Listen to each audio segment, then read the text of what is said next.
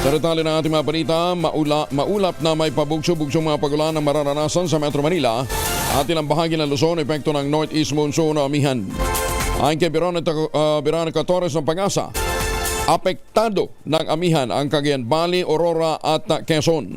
Nabala pa ni Torres sa mga residente sa mga nabanggit na lugar maging alerto sa mararanasang malakas na pagulan dahil posible ito magdulot naman ng flash flood at landslides.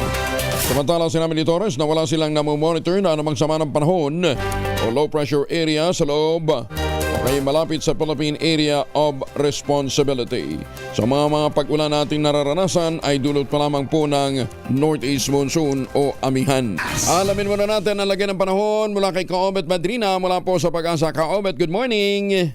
Magandang umaga, Sir Angel. Magandang umaga po sa lahat ng mga nakikinig sa atin ngayon. Sa kasalukuyan po, wala naman tayong minomonitor na low pressure area. Wala rin tayong bagyo sa loob at labas ng Philippine Area of Responsibility. At least for this week, Sir Angel, wala maliit yung chance na magkaroon tayo ng bagyo. Pero umiral pa rin yung Northeast Monsoon. Bagamat hindi siya kasing lakas itong mga nakaraang linggo, kaya wala po tayong gale warning ngayon. Pero magdadala pa rin ng maulap na kanangitan na may maihinang pag-ulan sa Cagayan Valley region at gayon din sa Aurora at Quezon sa araw na ito. Habang ang easterlies naman, ito yung hangin na mula sa karagatang Pasipiko na magdadala ng maulap na kanangitan na may mga pag-ulan, partikular na sa bahagi naman ng Caraga, yung area po ng Dinagat Island, Surigao del Norte at Surigao del Sur. Gayun din dito sa may Davao Oriental, sa eastern section ng Mindanao, malaking tsansa ng maulap na kalangitan at malaki din tsansa ng mga pag-ulan.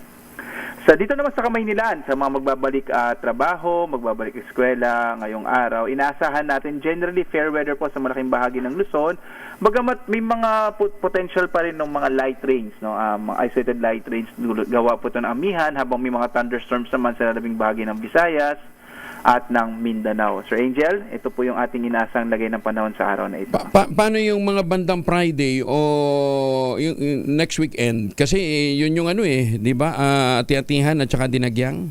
Opo. Sa ngayon na nakikita po natin, possible po na medyo maulap yung kalangitan, although of course medyo matagal pa yon, at least sa scale po natin. Pero nakikita natin yung potential po ng medyo maulap na kalangitan. Pero dito sa may area to ng eastern section ng Visayas at Mindanao towards the end of the week. Although pwede pa yun magbago, pero sa yun po yung pinapakita ng mga datos natin. Kasi bagay, ang nakisama siya sa sa Sinulog, ha? Yes, kasi wala rin tayong significant weather system doon. Wala yung shear line natin ngayon. Yung easterlies hindi rin ganun nagpapaulan.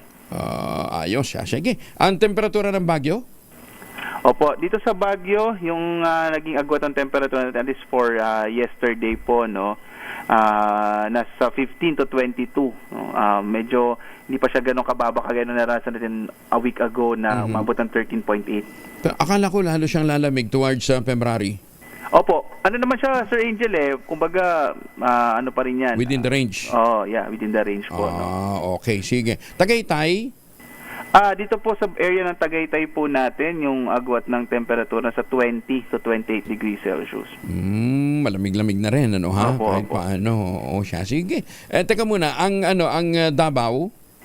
Sa Davao po, medyo mainit po nasa 25 to 33 degrees Celsius. Mataas, ha? Bakit? Sir Angel, kasi hindi naman po maabot yung amihan po sa area ng Mindanao at kadalasan po yung lugar ng Mindanao natin, naapektuhan niya ng easterlies. Bagamat maulap na kalangitan yung dulot niyan, dala rin yan yung medyo humid na hangin, kaya mainit. Although nitong nagdaang linggo, sunod-sunod yung mga pag-ulan, di ba? Dulot po yung shear lines. Shear line siya. Sige. Kaobet, maraming salamat. Magandang umaga. Thank you. Magandang umaga po. Si Obet Madrina mula po sa Pag-asa. Magandang umaga, Pilipinas! 18 na makalipas ang alas 5.